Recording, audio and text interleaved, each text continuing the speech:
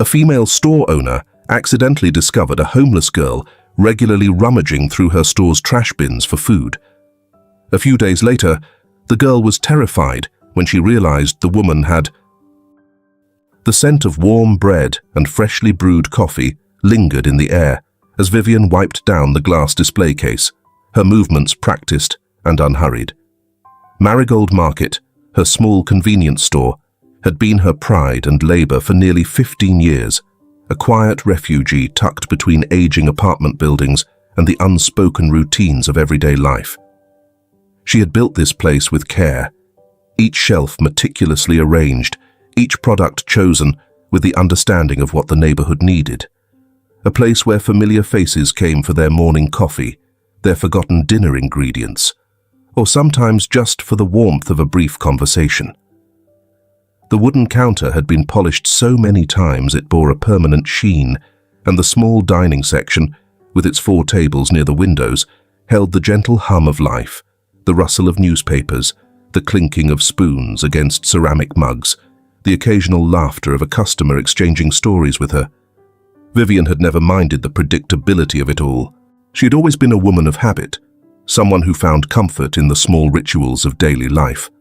The early morning stocking of shelves, the careful balancing of the register, the quiet satisfaction of making sure everything was in its place. But then, the girl arrived. At first, it was nothing more than a flicker at the corner of her vision, a movement just outside the back door, a shadow lingering near the dumpster in the evening hours. She might have dismissed it as a stray cat, but curiosity had a way of settling deep in her bones. By the 3rd evening, she saw her clearly. A girl, no older than 9, her thin frame swallowed by a jacket far too large for her, hair tangled and falling into her eyes. She never approached the store, never begged, never even looked toward the customers coming and going. Instead, she moved with quiet precision, waiting until the last of the kitchen scraps were thrown out before carefully sifting through them. Vivian found herself watching longer than she intended, her hands stilling against the counter as the girl picked up half a sandwich someone had discarded, examining it as though it were gold before tucking it into a worn canvas bag. That was the first time something in Vivian twisted, not just pity, but recognition. She had seen hunger before. She had grown up in a house where meals were sometimes counted, where bills were always one step ahead of the money coming in. She had known what it was like to go without, to sit at school while her stomach ached, to pretend she wasn't hungry when others ate around her, but she had never had to dig through garbage to survive. "Viv, that kid again?" The voice belonged to Mrs. Carter, a regular who had been coming to Marigold Market for years, always with the same sharp observations and strong opinions. She sat at the counter, stirring her tea in slow, deliberate circles. Vivian hesitated, glancing out the window where the girl had already disappeared into the dusk. "Yeah," she murmured. Mrs. Carter sighed. "Poor thing. Can't be safe, a kid wandering like that. Somebody ought to call someone." Vivian didn't respond. She had thought about it, about stepping outside, about asking the girl her name, about calling someone. But something stopped her. There was a wariness in the girl's posture, a quiet, guarded distance. If Vivian moved too quickly, she might disappear entirely, like a frightened bird startled from a branch. So she did nothing. For 6 days, she simply watched. Every evening, at nearly the same time, the girl came. She never took more than what she needed. She never lingered. And on the 7th evening, Vivian made a decision. The store had closed for the night, the last of the customers long gone. The streetlights flickered dimly outside, casting long shadows across the pavement. Vivian moved with quiet purpose, selecting a small sandwich, an apple, and a bottle of water from the stockroom. Of course it is new, within the expiry date, quality guaranteed. Instead of tossing them with the usual waste, she carefully placed them at the very edge of the dumpster, close enough to be seen but not so obviously left out that it would feel like charity. Then, she stepped back. She didn't stay to watch, Some things needed to happen unseen. The next night, she did it again, and the next. On the fourth night, she allowed herself to watch from the side window, her breath slow, her pulse unexpectedly steady. The girl approached, her usual hesitation flickering in the dim light. But then, for the first time, she noticed the food had been deliberately placed, not simply discarded. She hesitated, eyes darting left and right, searching for who had done this. Vivian held her breath. The girl reached out, her thin fingers grazing the sandwich before she picked it up, not with the frantic desperation of someone stealing, but with the quiet reverence of someone who had never been given something freely. She stood there for a long moment, her small hands tightening around the apple as if testing its weight. Then, slowly, cautiously, she tucked the items into her bag. And for the first time, she didn't look afraid. The evening stretched long and quiet, the soft hum of the refrigerator cases filling the empty spaces in Marigold Market. Outside, the sky had darkened to an inky blue, the last traces of daylight fading behind the buildings. The usual rhythm of the store continued. Customers trickled in and out, the scent of brewed coffee lingered in the air, and from the small dining area, the occasional clatter of utensils against plates echoed in the stillness. Vivian wiped her hands on a dish towel, her eyes drifting toward the back door for what felt like the 100th time that evening. 3 days. It had been 3 days since she had last seen Wendy. The girl had never skipped a night before. For an entire week, Wendy had come at the same time, her movements careful but assured, taking only what she needed. But now, the alleyway remained empty. The food Vivian had left on the second night had still been there the next morning, untouched. That was when the unease had settled deep in her chest, refusing to leave. She told herself not to dwell on it.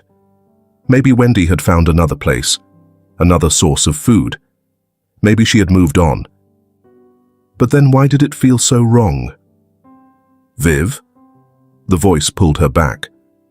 She turned to see Lucas, the college kid who worked the evening shift, leaning against the counter with an easy stance, though his eyes were sharp with curiosity. "You've been watching the back door all night," he said, flicking a glance toward the alley. "What's going on?" Vivian hesitated.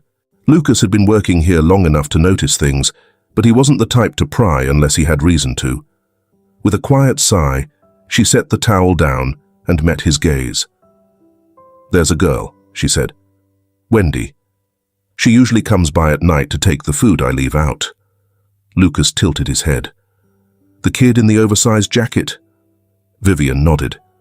"She hasn't shown up in 3 days," she added, her voice softer now. "It's not like her." Lucas was silent for a moment before offering a small shrug. "Maybe she found somewhere better."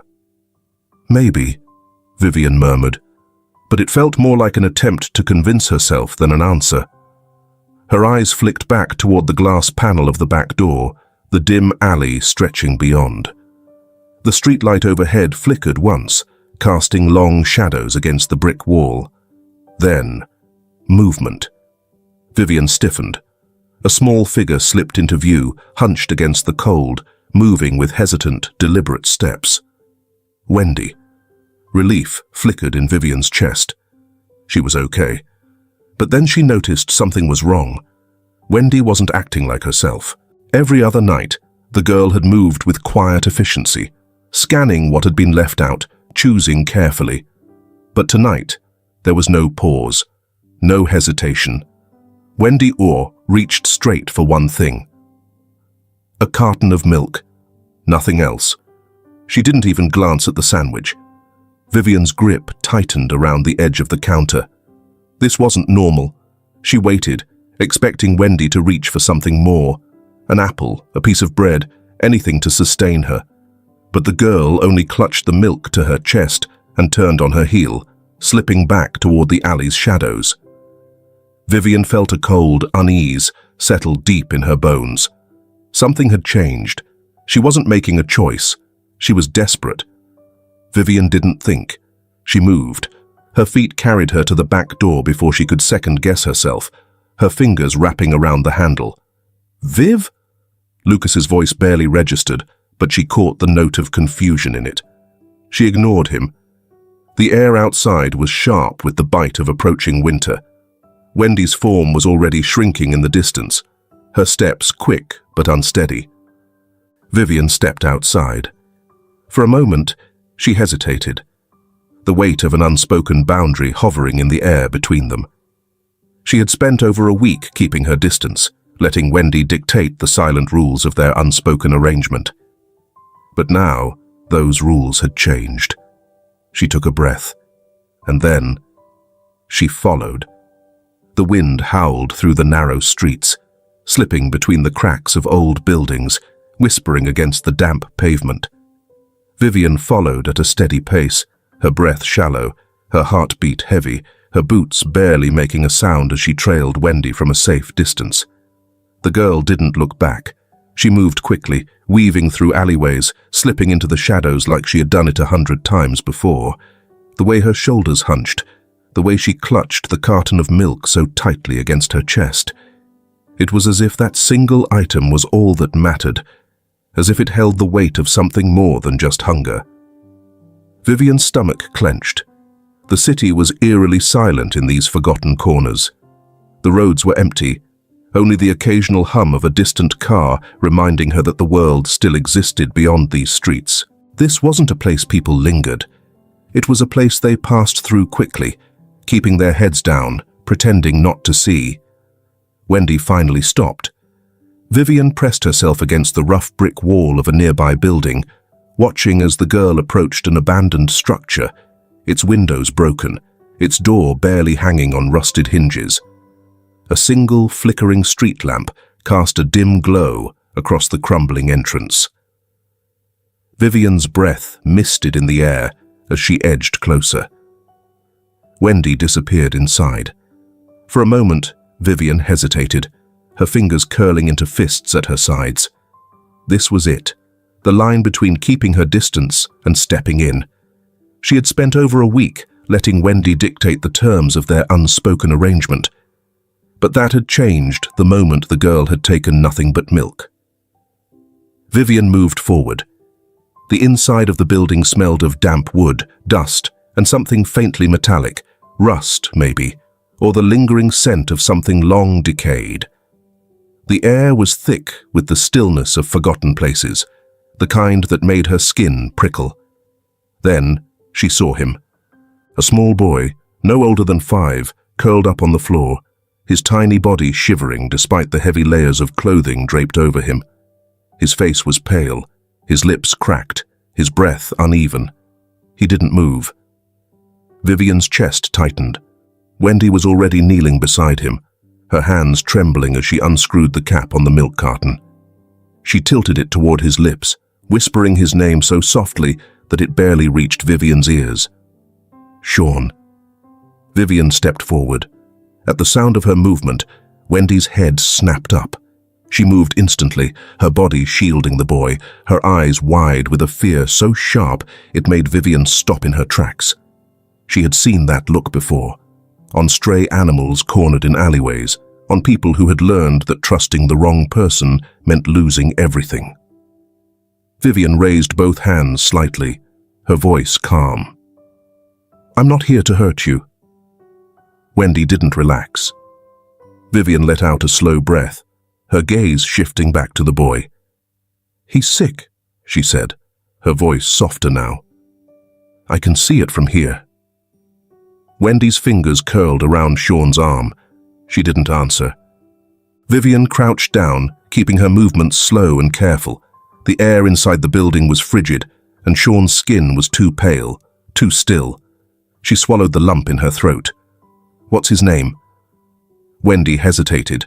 Then, voice barely above a whisper, she said, "Sean. And I'm Wendy." The way she said it. Like their name was something fragile, something that could break if spoken too loudly. Made Vivian's heart ache. She nodded. "Okay," she said, shifting the coat from her shoulders. "Here."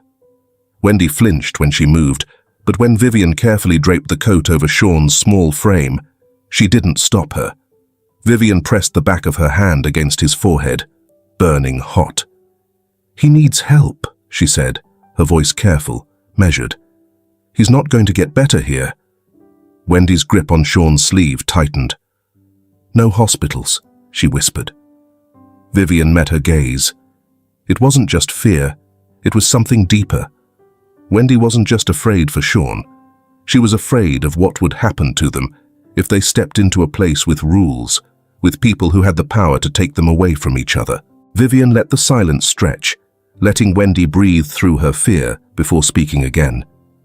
"Then let me take him somewhere warm," she said. "No doctors, no police, just warmth, food, a safe place for tonight."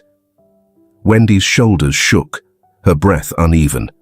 Vivian watched as her eyes flickered to Sean as she studied the way his fingers barely twitched against the fabric of his oversized sweater. She was losing him, and she knew it. For a long moment, Wendy didn't move.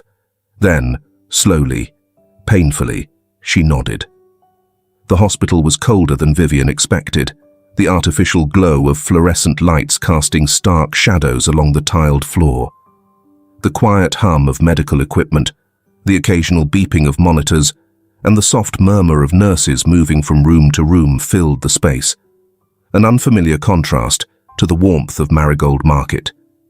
She sat stiffly in a plastic chair, her fingers curled around the fabric of her sweater, watching the door to Sean's examination room. Beside her, Wendy barely moved. She sat on the very edge of her seat, her hands clenched tightly in her lap. Her entire body was tense, as if the moment she let her guard down, something terrible would happen. Her wide eyes darted to every passing doctor, to the flickering overhead light, to the clipboard clutched in a nurse's hands. Vivian could see it, the way Wendy was bracing herself, waiting for someone to step forward and take her brother away. Vivian exhaled slowly. "He's in good hands," she said, keeping her voice quiet, careful. Wendy didn't look at her. Her fingers twisted into the hem of her oversized jacket. "They're gonna ask questions," she whispered, barely audible. Vivian's chest tightened.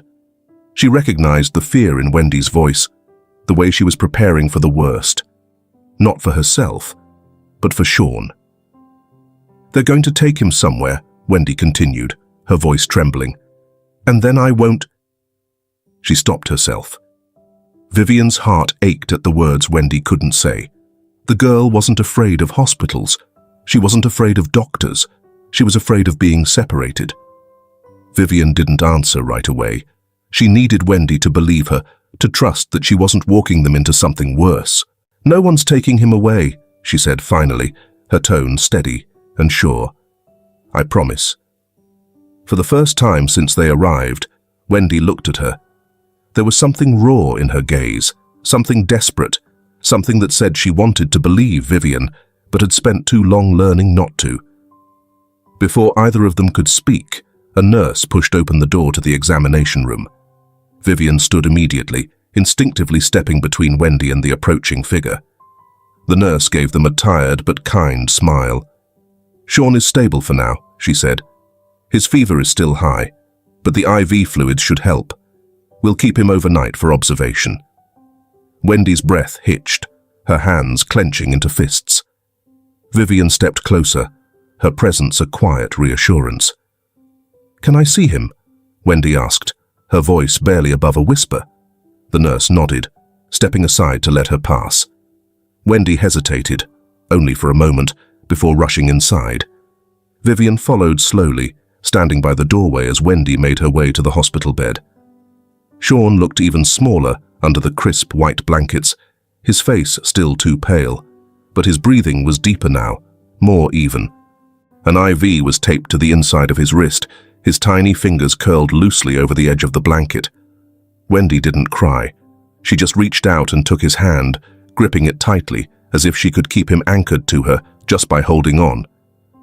Vivian exhaled, the tension in her shoulders finally easing. They had made it through the night, but she knew it wasn't over. She glanced back toward the hallway, her mind already racing ahead to what would come next. The hospital would ask questions, people would start to notice, and sooner or later, Wendy and Sean would be on someone's radar. She couldn't let that happen. She looked back at Wendy, watching as the girl stroked her brother's hair, as she whispered something too soft for Vivian to hear. She had made a promise, and she intended to keep it. Vivian took a deep breath and stepped forward. "Wendy," she said gently. The girl tensed but didn't look away from Sean. Vivian crouched beside her, keeping her voice soft. "I know you don't want to stay here," she said, "and I know you don't trust me yet. But when they let Sean go—" She hesitated, choosing her words carefully. "I want you both to come home with me." Wendy's breath caught. She turned, her expression unreadable. Vivian held her gaze, letting the silence stretch between them. Finally, slowly, carefully, Wendy nodded. Meanwhile, the soft buzz of streetlights hummed against the rain-slick pavement as Samuel pulled into the empty parking lot of Marigold Market. Something was wrong. He knew it the second he stepped out of his car. The store was dark, but not locked. His jaw tightened as he reached for the handle, pushing the door open with a slow creak. Inside, the store was exactly as it should be, register closed, shelves neatly stocked, the scent of coffee still faintly lingering in the air. But the fact that Vivian wasn't here, that she had left without locking the door, told him everything he needed to know. Something had happened. The car rumbled quietly as Vivian pulled into the driveway, her hands gripping the wheel tighter than necessary. The streets had been quiet on the drive home, the rain leaving dark streaks on the windshield, the wipers swiping in steady rhythm. Wendy sat in the passenger seat, her body rigid, her fingers gripping the edge of her sleeves. In the back seat, Sean was still asleep, bundled in a blanket the hospital had given them, his tiny frame lost in its folds. His fever had gone down, but he was still weak, too weak. Vivian shut off the engine, exhaling softly before turning to Wendy. "We're here," she said gently. Wendy didn't move. She stared at the house, a modest two-story home with warm porch lights flickering against the damp night air. To any passerby, it would look ordinary, safe, and welcoming. But Vivian could see it in Wendy's eyes.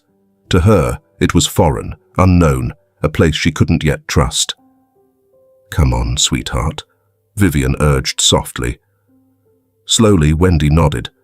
She reached for the door handle but froze when the front door of the house swung open. Samuel stood in the doorway. Vivian had expected him to be worried. She had expected him to be confused. But the sharp crease between his brows, the way his shoulders squared, and the way his gaze instantly found hers, told her he had been waiting. She swallowed. Samuel had always been steady, a man who observed first, questioned later. But right now, his police instincts were in full force. His gaze flickered to the car, landing on Wendy first. His frown deepened. Then he saw Sean. Vivian barely had time to unbuckle her seatbelt before Samuel stepped forward. "Viv," he said, his voice controlled, but firm. "What's going on?" Wendy stiffened instantly. Her hand shot out, gripping Sean's blanket-covered arm, her small body shifting instinctively in front of him.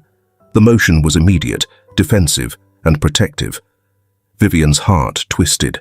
She had been so focused on getting them somewhere safe that she hadn't thought about this moment, the moment Wendy would see Samuel not as a husband, not as a kind man, but as a police officer, and she was terrified of him. Samuel must have noticed it too, because his expression shifted slightly, confusion flickering across his face as Wendy clutched onto Sean like he might be ripped from her arms. Vivian moved quickly, stepping between them before Samuel could say anything else. "Wendy, sweetheart," she said softly, crouching slightly so they were at eye level. "It's okay. You're safe here. No one is going to take you anywhere." Wendy didn't relax. Her eyes darted to Samuel's uniform, the badge, the holster on his hip, the authority that came with his stance. Samuel saw it. His jaw tightened, and for a moment, he said nothing. Then slowly, he crouched down too, lowering himself to Wendy's level. His voice, when he spoke, was calmer. "You don't have to be afraid of me," he said simply. Wendy didn't move. Her fingers were still wrapped tightly around Sean's blanket, her body still positioned between them. Vivian reached for her hand, squeezing it gently. "Samuel won't take you away, sweetheart," she reassured her. "He's a good man. He just wants to help." A long silence stretched between them. Samuel waited. He didn't push, didn't demand answers. He just knelt there, watching as Wendy processed his presence, as she fought the instinct to run. Finally, her shoulders dropped, just slightly. She didn't trust him, not yet, but she didn't bolt either. Vivian exhaled. "Let's get inside, okay?" "It's warm." Slowly, Wendy nodded. She let go of the blanket, just enough to help Vivian lift Sean from the back seat. Samuel stepped back, giving them space as they carried the boy inside. The house was warm, the soft glow of the living room lamps casting golden light against the wooden floors. Wendy hesitated at the doorway, her fingers brushing against the frame like she needed to make sure it was real. Inside, Vivian gently placed Sean on the couch, adjusting the blankets around him. Samuel watched, his arms crossed, his mind clearly working through what he was seeing. Finally, he turned to Wendy. "Can you tell me where your parents are?" Silence. Wendy's gaze dropped to the floor. Her small fingers twisted into the fabric of her jacket, the threadbare edges fraying against her touch. Vivian waited. She could see the battle happening behind Wendy's eyes, the instinct to lie, to protect, to stay silent. Then finally, her lips parted. Her voice was barely above a whisper. "They're gone," she said. A pause. Then, a truth that had been sitting heavy in her chest for far too long. "They died," she murmured. "In a fire." The room fell silent. Vivian's breath hitched. Samuel's expression didn't change, but something in his posture shifted. For the first time since she had met her, Wendy wasn't just surviving. She was grieving. The house was quiet that morning, the kind of stillness that comes with the weight of exhaustion. Outside, the rain had softened to a drizzle, streaking the kitchen window in thin, lazy trails. Vivian stood at the stove, stirring a pot of oatmeal, the warm scent of cinnamon filling the air. She moved carefully, mindful of the small presence behind her. Sean sat at the table, his small frame wrapped in a thick sweater, his fingers curled around a steaming mug of hot chocolate. He was still pale, still weak, but he was awake, his wide eyes flickering across the kitchen as if trying to understand where he was. Across from him, Wendy sat stiff-backed in the chair, her hands folded in her lap, watching. She hadn't spoken much since last night, not since she had uttered those words. They died in a fire. Vivian ladled oatmeal into bowls and set them in front of the children, but Wendy didn't touch hers. "You don't have to eat if you're not ready," Vivian said gently, "but it's here when you want it." Sean was the first to move.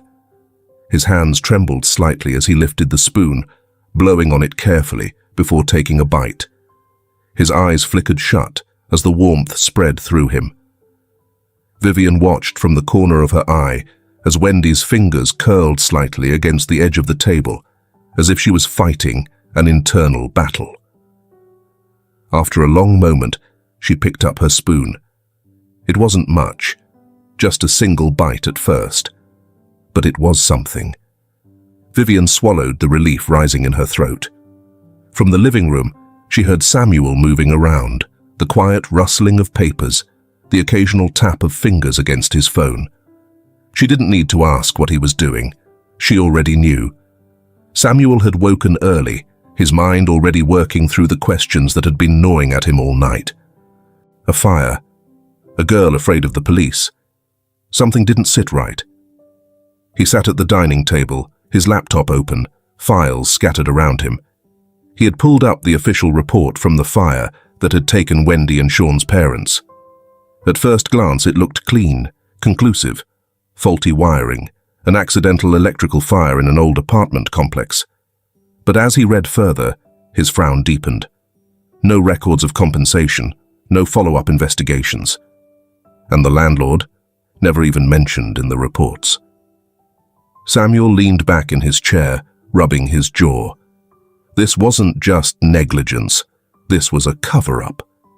He glanced toward the kitchen, where Vivian stood quietly by the stove, her body angled protectively toward the children. They had barely started trusting her.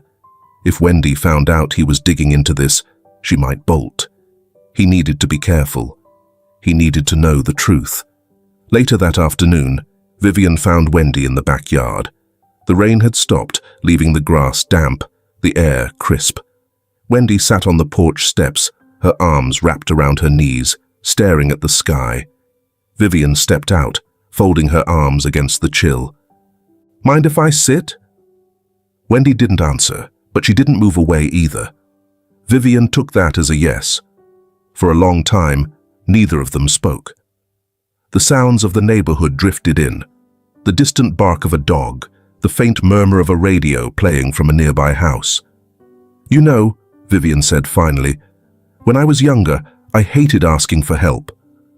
Wendy didn't react, but Vivian could see the slight tilt of her head. She was listening.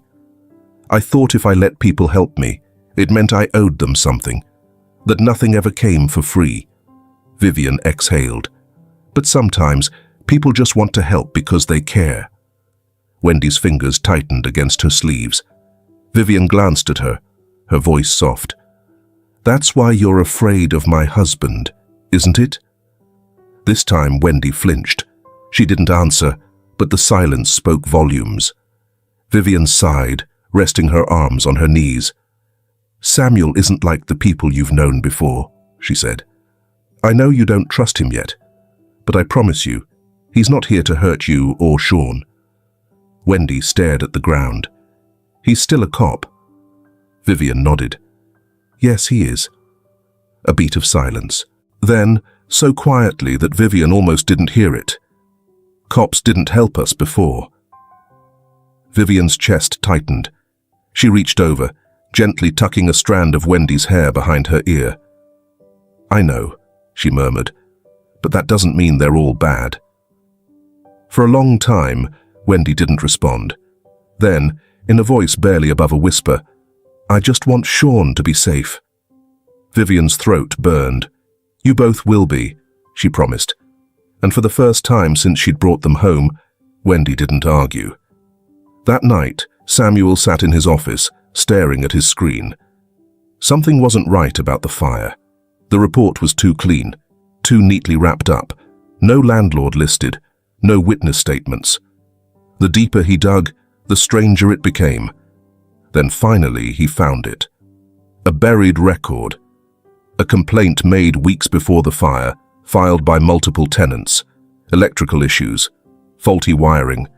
The landlord had been warned. But the records had been ignored. No follow-ups, no inspections. Samuel's pulse quickened. This wasn't an accident. Someone had covered it up. His jaw clenched. And now he was going to find out who. He finds inconsistencies in the fire reports. The quiet hum of the refrigerator was the only sound in the darkened kitchen. Samuel leaned over the dining table, eyes fixed on the laptop screen, his fingers tight around a steaming cup of coffee. The glow of the monitor cast sharp shadows across his face, deepening the crease between his brows. The more he read, the angrier he became. It wasn't just negligence, it was a cover-up. The fire report had gaps, no detailed account of how the blaze spread so quickly, no follow-up investigation on the faulty wiring that tenants had complained about for months. And the landlord? Conveniently absent from any official mention. Samuel's jaw clenched. No landlord gets away with something this big unless someone covers for them. And there was only one man who had the power and the greed to bury a case like this. Tyler. Samuel's hand hovered over his phone. He could call his precinct now, dig deeper. but he knew how Tyler operated. If he caught wind of this, the evidence would disappear before Samuel could get anywhere close to the truth. Samuel wasn't a reckless man. If he was going to take Tyler down, he had to be careful. Meanwhile, Wendy was adjusting, but slowly. She followed Vivian to Marigold Market most mornings, staying close but never quite at ease. She didn't speak much, didn't meet customers' eyes. But she watched. She was quietly observant, memorizing the way Vivian arranged the shelves, the way she handled deliveries, the way she always smiled at the regulars.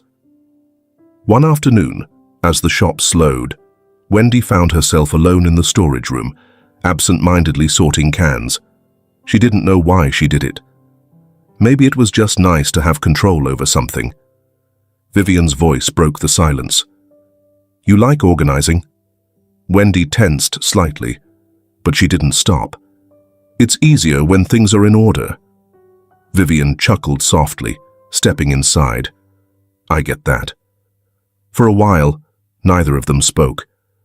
Vivian knelt beside her, picking up a can of soup, placing it in the neat row Wendy had formed. "You know," Vivian said after a moment, her voice soft, "when I was a kid, my mum used to braid my hair while I did my homework. Said it helped me focus." Wendy froze. Her fingers hesitated over a can, her throat tightening. For a second, she wasn't in a storage room. She was back home, sitting cross-legged on the floor, her mother's hands moving through her tangled hair, warm and patient. "My mum used to do that too," Wendy murmured before she could stop herself. Vivian's movements stilled. She didn't press, didn't ask anything else. She just reached forward and tucked a loose strand of Wendy's hair behind her ear. "Would you like me to braid yours?" she asked gently. Wendy hesitated. The offer felt like something out of another life, but after a long moment, she nodded. Vivian moved behind her, fingers warm and gentle, untangling knots with quiet patience. There was something soothing about it, something that made Wendy's tense shoulders relax, just slightly. It wasn't trust, but it was something. That night, Samuel sat in his office, his mind racing. He had spent the last few hours digging through old complaints, missing reports, suppressed evidence, and then he found it. A buried record, weeks before the fire. A formal complaint from multiple tenants about electrical hazards. They had requested an inspection. It had never happened. Samuel scrolled further. The request had been filed, stamped, sent to the department. But then, denied. Signed off by Tyler. Samuel exhaled sharply, sitting back. His suspicion had been right. Tyler had covered for the landlord, and people had died because of it. Samuel's fingers curled into fists. He had always hated Tyler. The man was corrupt, selfish, always looking for ways to make a quick profit. But this was unforgivable. If Tyler had taken a bribe to let safety violations slide, if he had deliberately ignored a fire hazard, then he had blood on his hands. And Samuel wasn't about to let him get away with it. He stared at his laptop, at the signature on the denial form. His hands itched to call someone, to drag Tyler into a room and demand answers. But he couldn't afford to act impulsively. If he tipped his hand too soon, Tyler would bury the rest of the evidence. Number Samuel needed to be smart about this. He needed proof, real proof. He glanced towards the hallway, where the dim light from the living room cast soft shadows against the walls. Wendy and Sean were finally somewhere safe. But if Samuel didn't stop this corruption, if he didn't make sure justice was served, then what happened to them could happen to another family. He clenched his jaw. He had to take Tyler down, not just for Wendy and Sean, but for every life that had been lost because of him. The dim glow of the desk lamp cast long shadows across Samuel's office as he flipped through the fire reports once more. Every detail confirmed his worst fears. It wasn't just negligence, it was deliberate. Tyler had known about the electrical hazards. The tenants had filed complaints, official, documented requests for inspections. And yet, The inspections had never happened, because Tyler had buried them. Samuel's jaw tightened as he scrolled through the scanned records on his laptop. His signature was there. Tyler had denied the request himself. The landlord had covered up the safety violations, probably bribing city officials. But he hadn't acted alone. Tyler had taken a bribe to make sure the complaints disappeared, and because of that, people had died. Samuel reached for his phone. He couldn't do this alone. He needed allies, people who hadn't sold their conscience for a paycheck. After a moment's hesitation, he dialed Detective Marcus Holloway, an old friend and one of the few officers Samuel trusted completely. The line rang twice before a deep voice answered. "Holloway, it's Samuel. I need to talk." A pause. Then, "It's about Tyler, isn't it?" Samuel clenched his jaw. "Yeah." Marcus exhaled. "I had a feeling. Meet me in an hour and bring whatever you have." Samuel nodded, even though Marcus couldn't see him. "I'll be there." He hung up, rubbing his face tiredly. This was the start of something dangerous. But there was no turning back now. Meanwhile, Wendy was adjusting, slowly. She was still quiet, still careful, but she had started watching less and doing more. At Marigold Market, she lingered behind the counter, memorizing the way Vivian handled transactions, the way she spoke to customers, how she smiled easily, how people responded to her warmth. One afternoon, as the last customer left, Vivian turned to her with a grin. "Want to try?" Wendy hesitated. "I don't know how." Vivian gestured to the register. "Then I'll teach you." For a long moment, Wendy stared at the screen, at the buttons she didn't understand, at the numbers she wasn't sure she could get right. Then, cautiously, she stepped forward. Her first attempt was awkward, pressing the wrong buttons, fumbling the receipt. Vivian didn't correct her. She just guided Wendy's hands, explaining each step, letting her learn at her own pace. By the third try, Wendy's fingers moved more confidently. By the fourth, she got it right. Vivian beamed. "Told you, you're a fast learner." Wendy glanced down, her fingers brushing against the counter. She wasn't used to compliments, but for the first time, she felt like maybe she belonged here. That night, Samuel sat in a quiet diner, his laptop open, waiting for Marcus. The door swung open, and Detective Marcus Holloway slid into the booth across from him. He was tall, broad-shouldered, his expression unreadable as he pulled off his leather gloves. Samuel pushed a file toward him. "Read this." Marcus flipped through the documents, his brow furrowing deeper with every page. When he reached Tyler's denied inspection order, he let out a sharp breath. "Son of a—" He cut himself off, running a hand down his face. "You're telling me Tyler ignored multiple fire hazards?" Samuel's lips pressed into a thin line. "Ignored them? Number he was paid to ignore them." Marcus clenched his jaw. "You have proof of the bribe?" "Not yet, but I will." Marcus nodded slowly. "Even without it, this is enough to raise hell." Samuel exhaled. "We need witnesses, survivors from the fire." Marcus rubbed his chin. "That's not going to be easy. Most of them lost everything." "I know," Samuel said. "But if we find them, we have a shot at taking Tyler down." Marcus leaned back, considering. "I might know where some of them ended up." Samuel's grip tightened around his coffee mug. This was it, the beginning of the end for Tyler, and Samuel was going to make sure he burned for what he did. The morning of the takedown arrived cold and grey, the kind of day where everything felt heavier. Samuel stood outside the precinct, his breath curling in the air as he dialed Marcus. "It's time," he said, when his friend picked up. Marcus didn't ask questions. "I'll meet you at the station." Inside, the air was thick with tension. This was dangerous. Tyler wasn't just a dirty cop. He was someone with power, with people who owed him favors. But Samuel wasn't backing down. He strode through the hallways, the weight of the case file tucked under his arm. He had spent too many nights combing through evidence, Too many hours tracking down victims of the fire, people who had been ignored, dismissed, forgotten. But not anymore. Marcus was already waiting in the briefing room, his expression unreadable.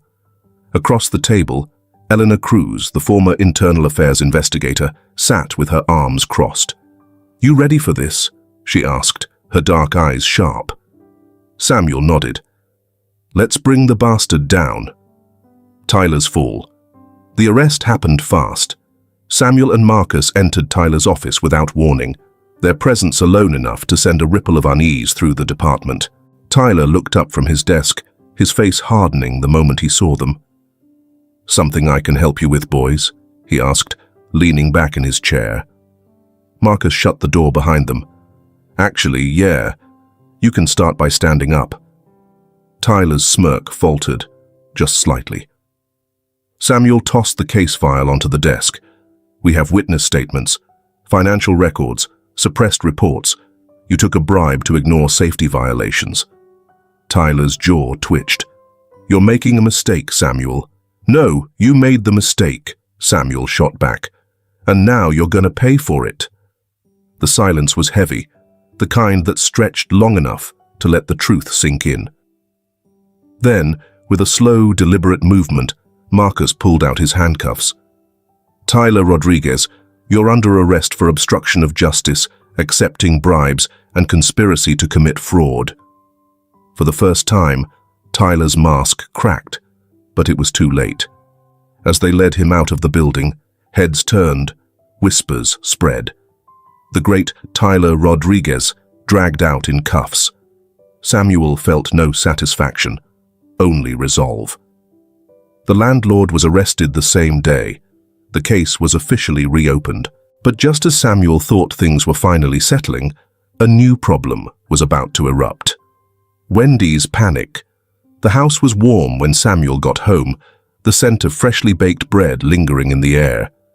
It should have felt safe. But the moment he stepped into the living room, he saw Wendy frozen in the hallway, her face pale, her breathing uneven. Vivian turned from the kitchen, immediately noticing the tension in the room. "Sweetheart, what's wrong?" Wendy was shaking. Samuel followed her gaze. Only then did he realize his phone was still on speaker. And on the other end, Marcus's voice rang out. "We'll need child services to process the next steps.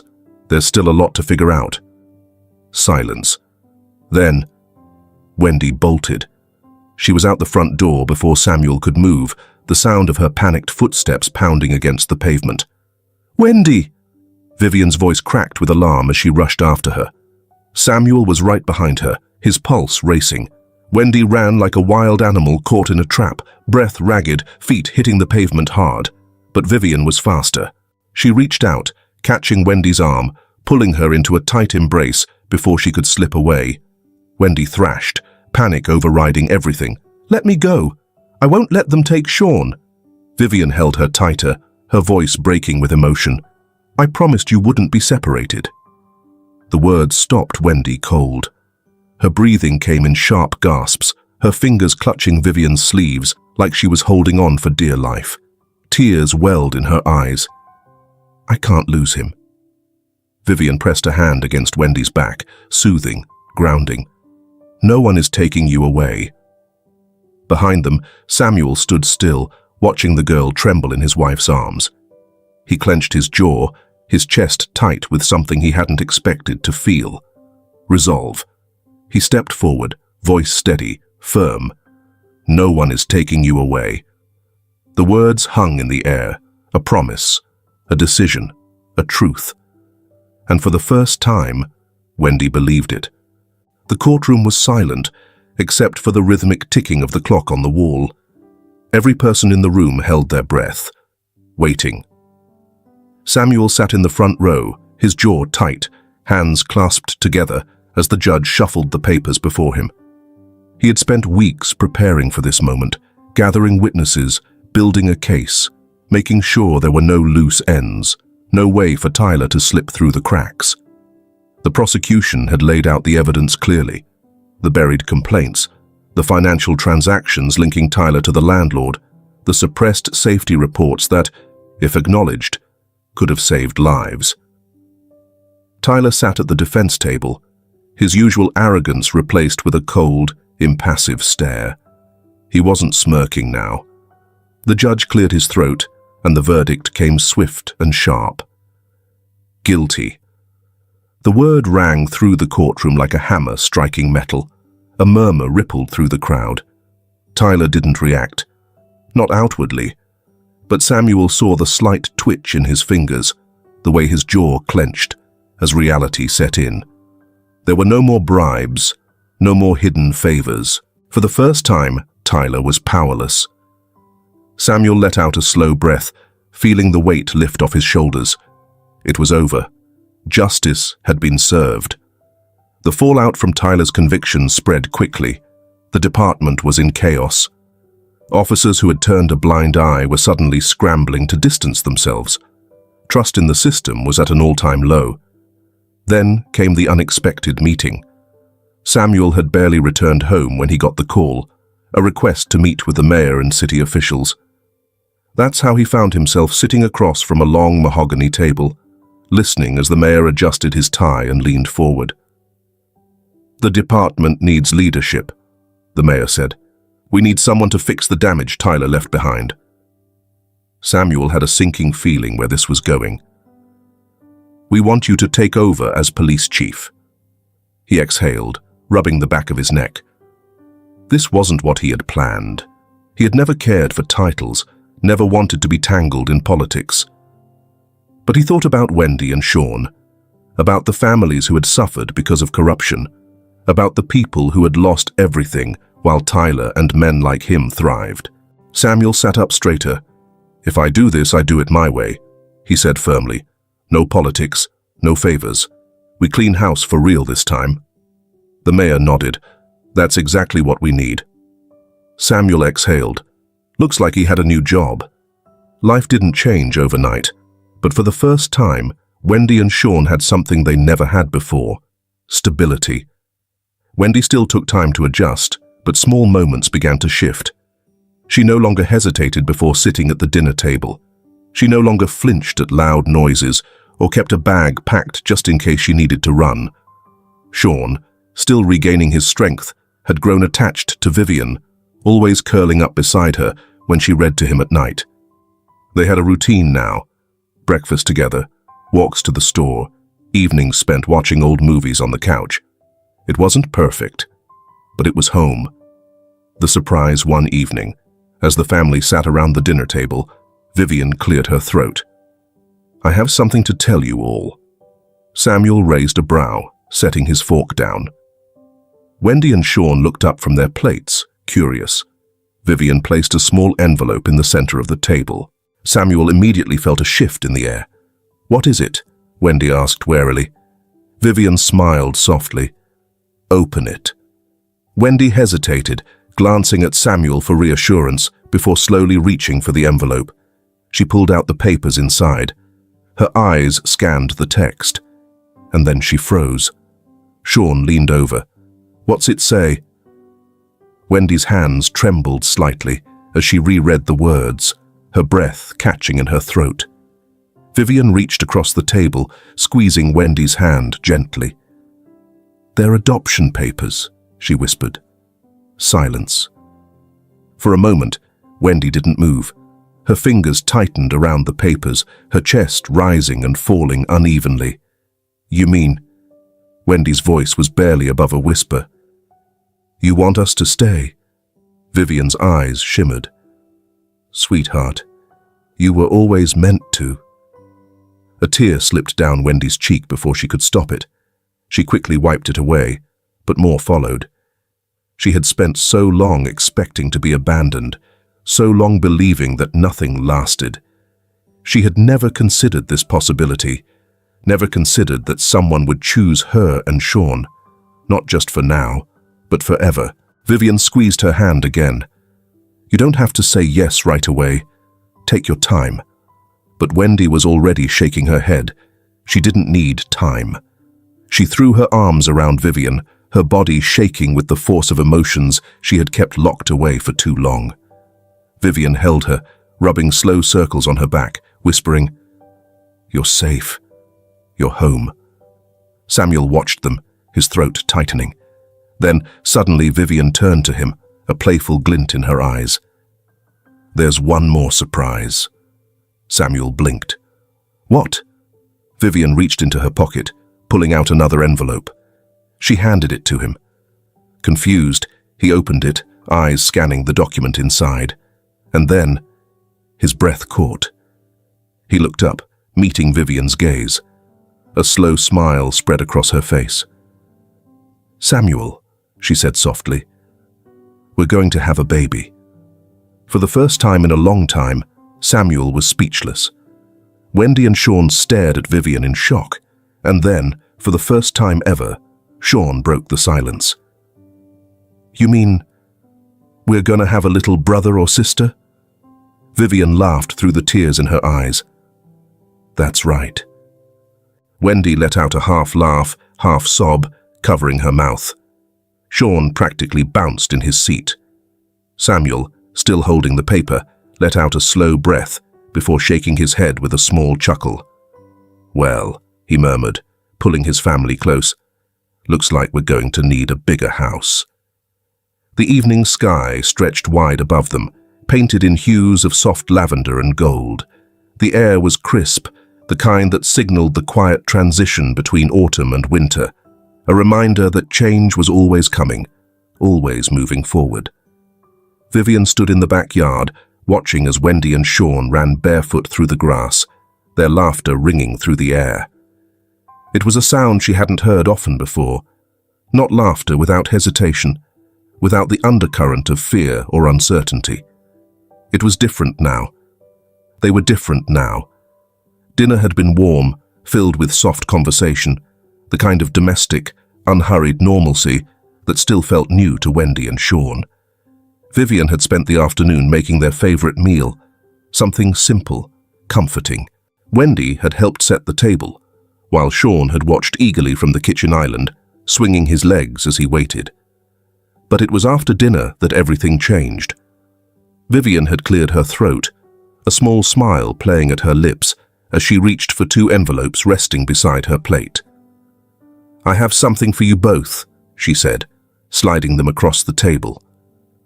Wendy's fingers hovered over the envelope, hesitating. She had learned long ago that surprises weren't always good. Go on, sweetheart, Vivian encouraged gently. Slowly, Wendy peeled open the flap, unfolding the crisp white papers inside. Her eyes moved over the words, her breath catching in her throat. Adoption papers. Her hands began to shake. Samuel spoke, his voice firm, steady. You're ours now, officially. No one will take you away. The words hit harder than Wendy had expected. She had spent so long running, so long waiting for the moment everything would be ripped away. Even after weeks in this home, in this warmth, some small part of her had still been bracing for the day it would end. But now it was real. Sean, still too young to fully understand the weight of it all, grinned wide. Does that mean we can call you Mum and Dad? Vivian's heart clenched. You can call us whatever you want, she whispered, voice thick with emotion. Sean didn't hesitate. Thanks, Mom. Vivian let out a watery laugh, reaching to ruffle his hair. But Wendy sat frozen, her hands gripping the edges of the papers, her eyes unreadable. Vivian reached for her gently. Sweetheart? For a long moment, Wendy said nothing. Then, she crumpled forward, burying her face in Vivian's shoulder. Silent sobs racked her thin frame. Vivian held her tight, whispering softly, rubbing slow, soothing circles on her back. Samuel's voice, quiet but firm, broke the silence. You're home, Wendy. Wendy's fingers tightened around Vivian's shirt. For the first time, she allowed herself to believe it. The second envelope. After a while, when Wendy's breathing had calmed and Sean had curled up sleepily beside her, Vivian reached for the second envelope. There's something else, she murmured. Samuel gave her a curious look as she slid it toward him. Another surprise? Vivian smiled. You could say that. Wendy wiped her eyes, still sniffling, and Sean perked up, curiosity sparking in his sleepy gaze. Samuel opened the envelope and pulled out the paper inside. His eyes scanned the words. And then he froze. He looked up at Vivian, his expression unreadable for a moment. Vivian met his gaze, eyes twinkling. "Well?" she asked softly. Samuel let out a slow exhale, rubbing the back of his neck in disbelief. "You're pregnant?" Sean gasped. Wendy's eyes widened. Vivian nodded, her fingers lacing over her stomach. 3 months. The room fell silent. Then Sean practically jumped out of his chair. "We're going to have a baby!" Vivian laughed as he barreled into her, arms wrapping around her waist. "That's right, sweetheart." Samuel sat back, shaking his head with a stunned chuckle. "Well," he murmured, running a hand through his hair. "Looks like we're really going to need a bigger house." Wendy didn't say anything at first. She just stared at the paper in Samuel's hands, then at Vivian, then back at the paper, as if trying to piece together what this meant. Then, slowly, she reached out and placed a careful hand on Vivian's stomach. Vivian covered it with her own, warmth spreading between them. "You're going to be a big sister," Vivian whispered. Wendy's throat tightened. Family. It wasn't just a word anymore. It was real. Under the stars. Later that night, as the house settled into a quiet hum, the 4 of them stood outside beneath the vast, endless sky. Samuel had built a small fire pit in the backyard a few years ago, but tonight they didn't light it. They just stood together, breathing in the crisp night air, watching the stars shimmer above them. Vivian stood close to Samuel, his arm draped protectively around her. Wendy leaned against her side, Sean clinging to her other hand. No words were needed. The past, the fear, the loss, the uncertainty, it would always be a part of them.